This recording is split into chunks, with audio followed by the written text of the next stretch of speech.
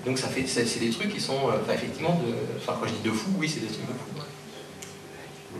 Colline? Ça a répondu à ma question, c'était pour savoir s'il y avait des cartes papier. Oh, super, alors, vous répondez aux questions. Tu peux générer alors par exemple, il y a quelqu'un qui parlait de caoutchouteux tout à l'heure de Michelin. Michelin a passé un partenariat avec OpenStreetMap. Et donc c'est-à-dire que du coup les cartes Michelin maintenant sont mises à jour par le côté contributif. Et ils sont pas fous parce qu'avoir payé des gus qui vont sur le terrain pour mettre le nouveau rond-point qui vient d'être mis, apparemment c'est pas possible. Et là on discute avec l'hygiène, ils ont de moins en moins de sous eux aussi, ils sont de moins en moins de spécialistes, du coup ils mettent que les données qui font joli, pour avoir une carte jolie. Mais sauf que moi des fois je préfère une carte qui est... Alors, même ces cartes-là des fois sont... Enfin, après il y a plein de styles qui sont très très beaux, mais moi je veux une carte opérationnelle, quand j'ai une carte, entre guillemets je m'en fous, très jolie. Maintenant elles sont jolies, mais en plus il faut surtout qu'elles soient jolies. Le micro était demandé là, on va vous faire passer. Colline a abandonné son rôle, mais elle a trouvé un relais. Oui, moi j'avais posé une question un peu dont la réponse a été donnée à moitié. Vous avez dit que c'était compatible GPS. Est-ce que l'inverse est utilisable? C'est-à-dire qu'à partir du GPS, on peut importer sur la carte. Oui, ça paraît logique. Oui. Alors du coup, ce qu'on voit, c'est que les personnes qui contribuent dans OpenStreetMap, tu as plusieurs manières de faire. Donc il y a le cadastre qui maintenant a été mis en ligne. Et donc tu as des petits modules qui permettent d'afficher le cadastre derrière. Et du coup, tu peux recopier le cadastre ou l'importer en masse. Maintenant, ils viennent de faire un petit système, donc tu peux faire ça. Il y a des choses que tu connais, c'est-à-dire que quand tu arrives sur ta commune, tu dis mais ce bâtiment-là, en fait, ils n'ont pas tagué que c'était la boulangerie, je peux rajouter de l'information. Et puis ben, moi, quand je me balade, j'ai effectivement tout le temps mon GPS, et ce qu'on voit maintenant, c'est que tu as plein de gens qui viennent en vacances dans un endroit, quand tu leur dis, ben voilà, allez-y, contribuez à améliorer la carte, et les gens, ils adorent, parce que du coup, ils contribuent à laisser quelque chose sur le territoire, et puis ce qu'ils vont pointer, c'est un truc qui a du sens pour eux. Quand tu arrives, nous on le voit très nettement, moi j'habite du côté du Pic Saint-Loup, il y a la plus grande concentration de tourelles de berger.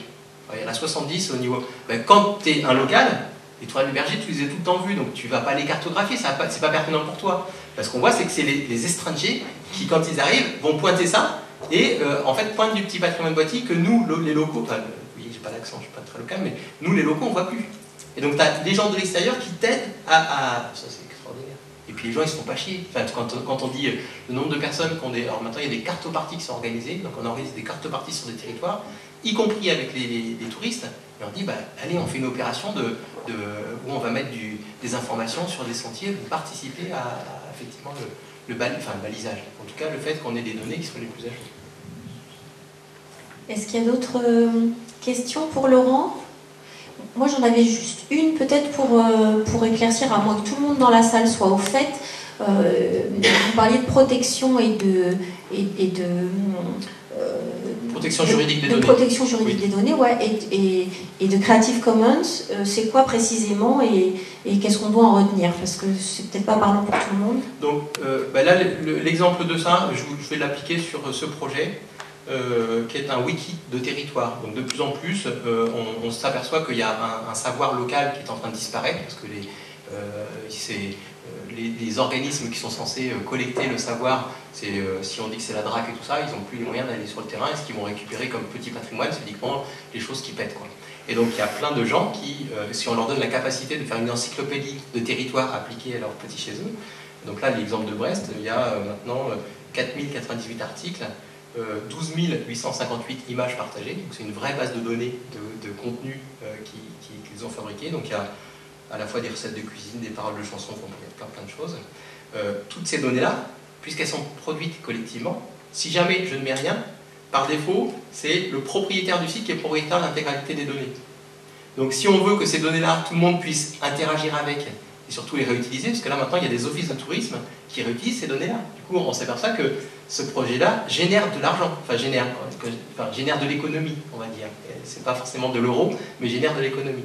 Parce que ces ressources-là étant utilisables par tous, pour qu'elles soient utilisables par tous, il faut clarifier les conditions d'utilisation. Donc là, il y a cette petite licence qui s'appelle Creative Commons, qui fait que, là il y a plusieurs niveaux de licence, là celle-ci, vous devez toujours citer l'auteur premier.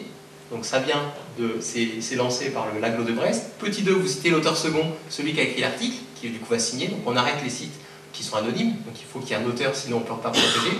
Et ensuite, vous devez citer l'auteur, vous pouvez modifier les contenus, vous pouvez l'utiliser à des fins commerciales. Par contre, ce que vous en faites, si vous faites des objets dérivés, des œuvres dérivées, donc ça s'applique aussi à l'e-book qu'on vous a montré, ce contenu devra garder la même licence. Donc vous pouvez le prendre et la vendre. Par contre, il faut absolument que si vous l'améliorez, vous le remettiez en bien commun. Et bien on s'aperçoit qu'avec ça, et ça a bien été étudié sur l'agglo de Brest avec lesquels on travaille beaucoup, 1 euro d'argent public investi dans ces logiques-là génère entre 2 et 3 euros de richesse sur le territoire. Alors que 1 euro investi en disant aux gens allez-y, fais ton projet, et les gens fabriquent du bien privé, au final ça consomme de l'argent au niveau de l'argent global. C'est compréhensible ce que je raconte? Voilà. Donc là, quand on parle de coopération, c'est un vrai levier économique. Et actuellement, quand on voit l'hygiène qui pleure en disant on n'a plus de moyens, c'est de leur faute. Vraiment, ou le Conseil général qui paye des formations et n'exige pas, en donnant de l'argent public, que les contenus de formation soient mis en partage. Au final, tu enrichis quelques personnes qui en plus ne veulent pas partager. Donc après, quand ils disent on n'a plus d'argent, donc on ne peut plus faire de formation, t'imagines si tout ça, il avait mis en partage, on aurait une base de données de contenu de formation qui ferait qu'on serait peut-être un peu plus intelligent. Merci pour ces précisions. Est-ce qu'il y a d'autres? Oui, monsieur. Oui, toujours dans le même genre d'idée. Si on laisse libre accès à tout le monde, est-ce qu'il n'y a pas certains abus, certaines inexactitudes? Et est-ce qu'il y a une possibilité de modération par le créateur de ce wiki? Oui, alors il y a toujours possibilité de modération. Ça c'est fondamental. Quand tu fais un projet ouvert, il faut que tu puisses revenir en arrière. Alors quand on dit revenir en arrière, c'est parce que des gens peuvent faire des erreurs sans le faire exprès. Mais si tu dis à quelqu'un, vas-y essaye, si tu fais une erreur, c'est pas grave, on pourra revenir sur la version précédente, tu vas accélérer, enfin en tout cas amplifier le fait que les gens aient envie de s'impliquer. Si le fait que quand les gens mettent une donnée, elle apparaît tout de suite, tu évites le laps de temps entre mon implication et le moment où je vois que ça a servi à quelque chose. Donc là, c'est un facteur, c'est une clé pour que les gens aient envie de s'impliquer. Et puis ce qu'on voit, c'est que quand tu as plein de personnes qui peuvent modifier les contenus, au final, tu as une vigilance collective. Et donc actuellement, l'idée, c'est de surtout pas opposer, jusqu'à présent, on avait tendance à opposer ce qu'on appelle l'expertise individuelle. Moi, je suis l'expert, donc je mets des contenus. Les gars d'hygiène, c'est des experts. Mais au bout d'un moment, tu n'as plus assez d'experts pour qu'ils puissent mettre à jour les données. Donc oui, toutes les données sont validées, mais la carte n'est plus opérationnelle. Or, si on prend l'hygiène, l'OpenStreetMap, tout le monde peut modifier les données. Mais moi, je vois sur ma commune, je suis très vigilant sur les modifications sur ma commune, il y a des systèmes d'alerte après. Si jamais quelqu'un fait une modification qui est géniale, ben, je dis, hey, on peut boire un coup. Enfin, ouais, on a envie de se rencontrer parce que bah oui, c'est super, c'est génial. Et par contre, si la personne a fait une erreur, alors moi, des fois, ça m'arrive de faire des erreurs. T'as un gars qui me dit, oui, alors là, ça me paraît bizarre, est-ce que tu peux vérifier? Et puis si jamais je réponds pas ou je vérifie pas, il enlève la donnée. Et donc ce qu'on s'aperçoit, c'est que du coup, t'as une logique de validation par le nombre. Donc il y a un autocontrôle du nombre. Il y a un autocontrôle. Et donc quand je disais que la carte de référence de la ville de Brest pour les pompiers, c'est OpenStreetMap, tu vois, c'est pas des finaux. Enfin, quand je dis c'est pas des finaux, ils font pas dans la dentelle. Eux, ils ont besoin de données très opérationnelles. Donc entre une donnée TomTom ou une donnée hygiène qui est jolie mais pas à jour, et des données, enfin, à un moment, ils ont comparé, ils ont choisi.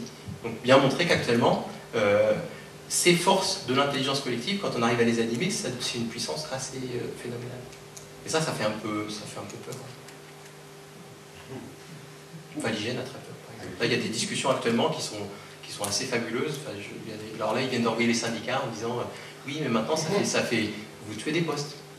Et sauf que quand tu regardes la quantité de petites boîtes qui parlent d'économie autour d'OpenStreetMap, elle est énorme. Et donc oui, avant c'est eux qui récupéraient l'argent, mais c'était que eux qui en bénéficiaient. C'est-à-dire que maintenant on a un bien commun, on a plein de contenus qui permet à plein de personnes d'en vivre. C'est des logiques qui sont un peu différentes. Quand on parle du partage, c'est aussi le partage des bénéfices, on va dire le bénéfice de tout ce qu'on a produit collectivement. Et maintenant on voit plein de personnes qui, quand effectivement tu vois qu'il y a de l'argent public qui a été arrivé pour faire un truc que je ne peux même pas réutiliser, tu dis mais là, l'idée de service public, c'est vous qui l'a flingué simplement.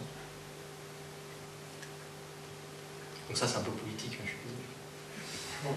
Mais on voit bien que ce qui se joue, c'est pas que de la technique. Hein. Vous voyez, il y a du fondamental. Quand on dit ce qui fait humanité, ce qui fait société, ce qui fait solidarité, c'est effectivement ces notions-là.